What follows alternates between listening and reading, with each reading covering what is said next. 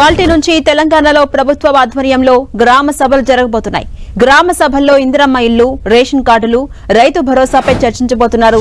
ఇక ఇప్పటికే ఈ 3 పథకాల కోసం సర్వేను పూర్తి చేశారు అధికారులు. 3 పథకాలకు కొత్తగా దరఖాస్తులు స్వీకరించనున్న అధికారులు గ్రామ సభల్లోనే లబ్ధిదారులను ఎంపిక చేయబోతున్నారు. లబ్ధిదారులకు సంబంధించిన ఈ నెల 25 ప్రభుత్వానికి జాబితా అందించబోతున్నారు. ఈ నెల 26 నుంచి ఈ 3 పథకాలు ప్రారంభించబోతున్నారు ప్రభుత్వ అధికారులు.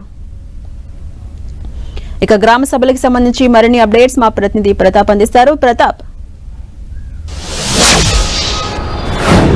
ఝాన్సీ, తెలంగాణ ప్రభుత్వం అత్యంత కీలకంగా తీసుకున్న, అత్యంత ప్రతిష్టాత్మకంగా చేపట్టబోతున్న ఈ 3 పథకాలు ఏవైతే ఉన్నాయో, ఇందిరమ్మ ఇండ్లు కానీ, రేషన్ కార్డులు, అదేవిధంగా రైతు భరోసా, ఈ 3 పథకాలకు సంబంధించి ఈ రోజు నుంచి కూడా గ్రామ సభలు నిర్వహిస్తున్నారు. ఈ రోజు ఇప్పటికే గ్రామ సభలు 10 గంటల నుంచి కూడా ప్రారంభమయ్యాయి. మొత్తం రాష్ట్ర వ్యాప్తంగా మొత్తం గ్రామ సభలు నిర్వహించి దీనికి సంబంధించి లబ్ధిదారుల ఎంపిక చేయాలని చెప్పేసి ప్రభుత్వం నిర్ణయించింది. ఈ 3టికి సంబంధించి ఇప్పటికే అధికారుల సర్వే అయితే పూర్తి చేయడం జరిగింది. మొత్తం ఇందిరమ్మ ఇండ్లకు సంబంధించి కానీ, అదేవిధంగా రేషన్ కార్డులకు కానీ, రైతు భరోసాకి 3 పథకాలకు సంబంధించి అధికారులు కూడా ఇప్పటికే సర్వేను కూడా పూర్తి చేశారు. ఇందిరమ్మ ఇండ్ల కోసం దాదాపు రాష్ట్ర వ్యాప్తంగా 80 లక్షలకు పైచిలుకుగా దరఖాస్తులు రావడం జరిగింది. ప్రజాపాలన దరఖాస్తుల్లో భాగంగా ఈ 80 లక్షల పైచిలుకు వచ్చిన దరఖాస్తులు వాటన్నిటి కూడా అధికారులు సర్వే చేయడం జరిగింది. వీటిలో దాదాపు 18 లక్షల పైచిలుకు ఇళ్ల స్థలాలు ఉన్నవారు ఉన్నారు. వారికి ఇల్లు లేవు కానీ ఇళ్ల స్థలాలు ఉన్నాయి కాబట్టి వారికి ఇల్లు కేటాయించాలనే ఒక ప్రతిపాదనలు వచ్చాయి కాబట్టి వాటిని కూడా సర్వే చేయడం జరిగింది.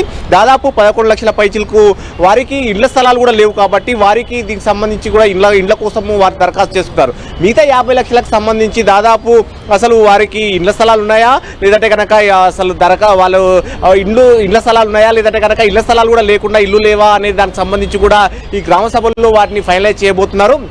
మరోది అతి ముఖ్యమైనది రేషన్ కార్డుల ప్రక్రియ అనేది తెలంగాణలో దాదాపు 10 ఏళ్ల సంధి నుంచి లేదు కాబట్టి దీనికి సంబంధించి కూడా రేషన్ కార్డుల ప్రక్రియను కూడా దీన్ని స్టార్ట్ చేయబోతున్నారు. ముఖ్యంగా ప్రజాపాలనలో దరఖాస్తు చేసుకున్న వారికి మాత్రమే ఇప్పుడు సర్వేలు చేశారు. కానీ ప్రజాపాలనలో గతంలో అంటే ఏడాది కింద ప్రజాపాలన సందర్భంగా దరఖాస్తు చేసుకున్నారో వారిలో ఎవరెవరైతే దరఖాస్తు చేసుకోలేదో వారికి అందరూ కూడా మరోసారి దరఖాస్తు చేసుకునేది కూడా ప్రభుత్వం అవకాశం కల్పించింది. ఈ రోజు నుంచి కూడా వారందరూ కూడా దరఖాస్తులు చేసుకోవచ్చు. కానీ ఇప్పుడు దరఖాస్తు చేసుకునే వారికి ఇమ్మీడియట్గా రావు. కాకపోతే నెక్స్ట్ ఇది అంతా గవర్నమెంట్ కంటిన్యూస్ ప్రాసెస్ కాబట్టి ఖచ్చితంగా వారికి నెక్స్ట్ స్టెప్లో వారికి వస్తాయి. ఇప్పుడు మాత్రం ప్రజాపాలనలో దరఖాస్తు చేసుకున్న వారికి ఈరోజు గ్రామ సభల్లో వారిని నిర్ణయించి లబ్ధిదారుల ఎంపికను నిర్ణయించి వారిని చేయబోతున్నారు. అదేవిధంగా రైతు భరోసాకు సంబంధించి కూడా దాదాపు అధికారులు చేసిన సర్వేలో 1,20,00,000 వరకు కూడా రైతు భరోసా 2 పంటలకు సంబంధించి పంట సాగు అవుతున్నట్టు కూడా ఒక రికార్డ్ వచ్చింది. కాబట్టి దీనికి సంబంధించి కూడా ఈరోజు గ్రామ సభల్లో నిర్ధారణ చేసుకుని వాటికి సంబంధించి కూడా ఈ రోజు ఫైనలైజ్ చేసిన తర్వాత ఈ నెల 25న ప్రభుత్వానికి నివేదిక అందజేసి 26 నుంచి కూడా 3 పథకాలను కూడా ప్రారంభించేందుకు అయితే